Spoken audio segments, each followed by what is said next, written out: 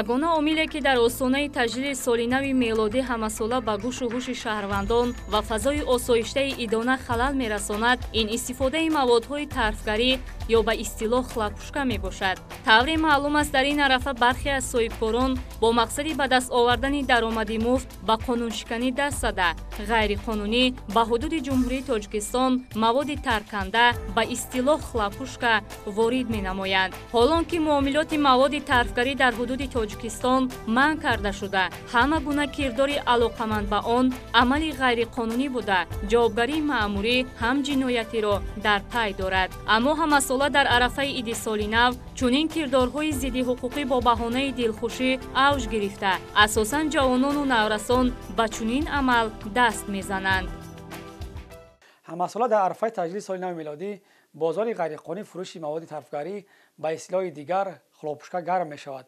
фурӯшандаҳои пасипардагии ин бозор маводи мазкурро ки воридоти ғайриқонунӣ, нигоҳдорӣ ва фурӯши онро қонунманд кардааст, бо роҳҳои гуногун паҳн намуда даромади муфт ба даст меоранд. аксарияти ҷавонон ва бачагон истифодаи хлопушкаро барои худ манбаи хушгузаронӣ ё худ барои пешвоз гирифтани соли нави милодӣ медонанд. аммо атрофиён хешро фикр намекунанд ки ба торҳои асаби онҳо чӣ гуна зарар мерасонанд. бештар шабонгоҳ ин маводи тарканда истифода бурда мешавад ки аксарияти сокинон дар ҳолати истироҳат ва кӯдакон бошанд дар ҳолати хобанд.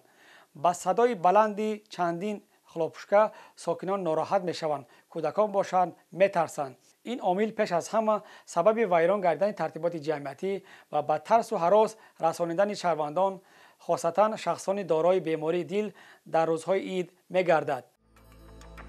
сар аз оғози моҳҳои ноябр ин ҷониб аллакай садои гӯшхароши маводҳои тарфгарӣ аз ҷумлаи хлопушка дар ҳудуди шаҳри Душанбе ба гӯш мерасад. бо назардошти оташангез будан инчунин истифодаи маводи тарфгарӣ албатта ба беморони фишорбаланд, диабети қанд ва дил хатари ҷиддӣ дошта, садои баланду гӯшхароши он дар ҳолати ногаҳон метавонад ҳар гуна нохушиеро ба вуҷуд оварад. аз назари илми равоншиносӣ таъсири садои баду дилхароши хлопушка аз ҳар ҷиҳат ба ҳолати рӯҳиву равонии инсон таъсири бад дошта, шахсро ба стресс гирифтор месозад. дар ин ҷода далелҳо низ кам нестанд ки истифодаи маводҳои тарфгарӣ дар бисёр маврид ба оташ гирифтани иншооти азими гуногунтаинот сабаб мегардад. бо дарки чунин хатарҳо зарурат пеш омад ки дар кодекси ҷиноятии ҷумҳурии Тоҷикистон дар моддаи 199 иловаи 1-ро ворид созанд. дар моддаи мазкур чунин таъкид шудааст.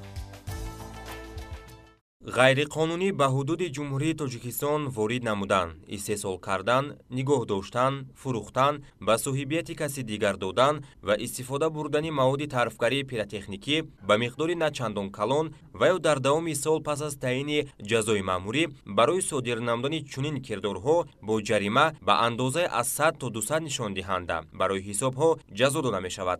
ҳамин кирдорҳо агар ба миқдори калон содир шуда бошанд, бо ҷарима ба андозае аз 200 то 500 нишондиҳанда барои ҳисобҳо ё маҳрум сохтан аз озодӣ ба муҳлати аз 1 то 2 сол ҷазо пешбинӣ шудааст. аммо баъзе соҳибкорон даромади молиро болотар аз хатари ҷони дигарон мешуморанд. агарчи дар муқоиса ба чанд соли пеш дар натиҷаи ҳамкориҳои судманди мақомоти дахлдори соҳа ҷиҳати монеъ шудан ба ворид намудани маводҳои тарфгарӣ ба ҳудуди ҷумҳурии Тоҷикистон чораҳои қатъии қонунӣ андешида мешавад, бо вуҷуди ин пайдо мешаванд соҳибкороне ки маводҳои пиротехникиро аз солҳои қабл пинҳонӣ нигоҳ дошта мехоҳанд ба фурӯш бароранд. аммо кӯшишҳои кормандон ҳифзи ҳуқуқ зимни корҳои санҷишӣ имкон дод ки ин маводҳои тарфгарӣ дарёфт ва мусодира карда шаванд.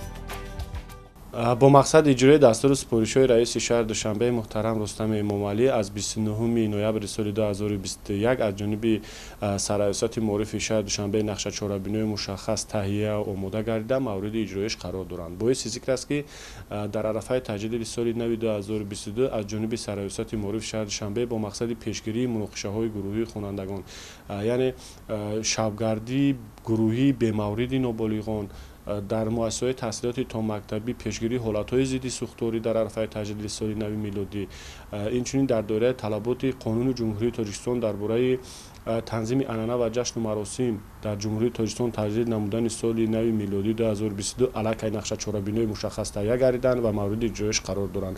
Ҳамзамон аз ҷониби Сароясати Маорифи шаҳри Душанбе тасмим гирифта шудааст ки аз 20 декабри соли 2021 ва дар арафаи таҷлили соли нави милодии 2022 инчунин дар давраи таътили зимистонаи хонандагон то 10 январи соли 2022 бо ҷалби тамоми сохторҳои шаҳрию ноҳиявӣ аз ҷумла мақомотҳои иҷроияи ҳокимияти давлатии ноҳиявии пойтахт ва раёсати вазорати корҳои дохилӣ дар шаҳри Душанбе дар доираи гурӯҳҳои корӣ дар байни хонандагон, махсусан хонандагони синфҳои 7-11 корҳои фаҳмондадиҳӣ баргузор карда шавад. Яъне мақсади баргузории корҳои фаҳмондадиҳӣ аз он иборат аст ки дар ин давра хонандагон дар ҷойҳои ҷамъиятӣ, умуман дар муассисаҳои таълимӣ дар ҷойҳои ҷамъиятӣ аз маводҳои тарфгарӣ яъне хлопушка ба хотири таъмини оромии сокинон истифода набурданд, яъне баргузории шабнишинҳои гурӯҳӣ ва дигар чорабиниҳое ки қонунгузории ҷумҳурии Тоҷикистон манъ намудааст,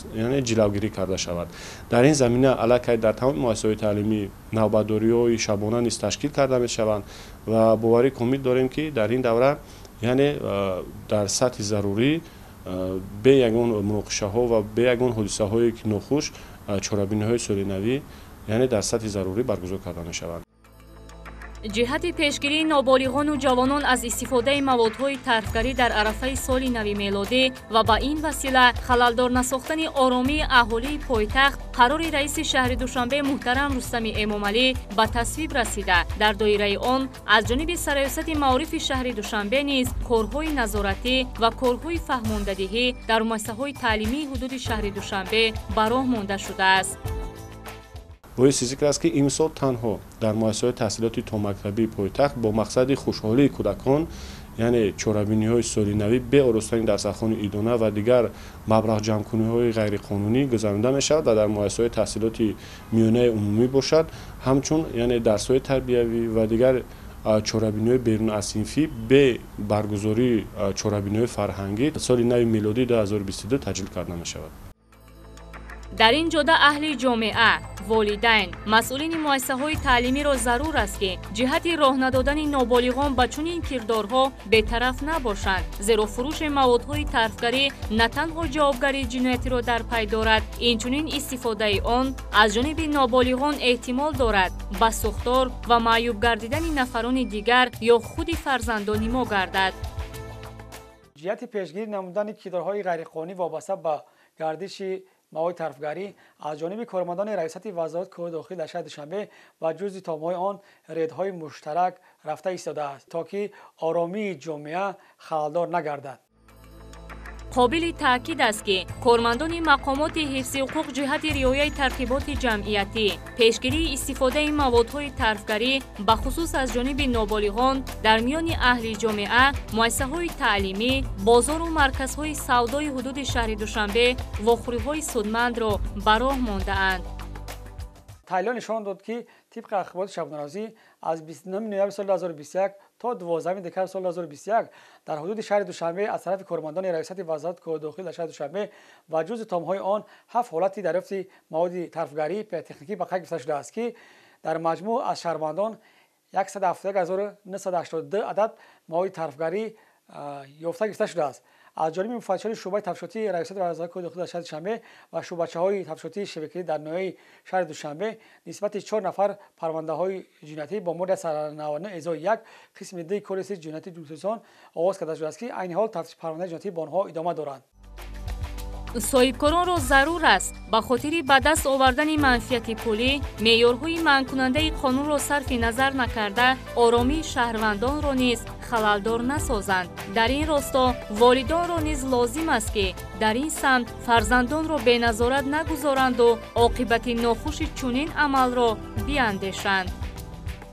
бо мақсади таъмини осоиштагию оромии сокинони пойтахт шурӯъ аз 20 декабри соли 2021 дар тамоми синфҳо аз ҷониби роҳбарони синфҳо корҳои фаҳмондадӣ ва профилактикӣ гузаронида мешавад, то ин ки چی در داخل مؤسسه تعلیمی، چی در جایهای جمعیتی، چی در وقت شبانه و چی در خانه‌های استقامتی خوانندگان، مخصوصا خوانندگان مؤسسه تعلیمی با یعنی از موادهای ترفگری مخصوصا خلاپوشکا استفاده نبرند و چون الان ما میدونیم که همساله در عرفه تجلیل سال نو یعنی بیشتر نابالغان با موادهای ترفگری یعنی موادهای ترفگری استفاده میبرند.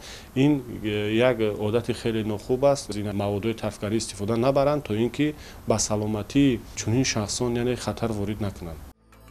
ندانستن قانون نمیتواند ما را از جوابگری جنایتی آزاد نماید. از این رو پایبند قانون بودن و از تمام پهلوهای آن به خوبی آگاه شدن وسیله خوب است برای دست نزدن هر شخص به جنایت و جنایتکاری. نورسان عزیز، بیایید به خاطر دلخوشی چند روزه خود سلامتی خویش را از دست ندهیم.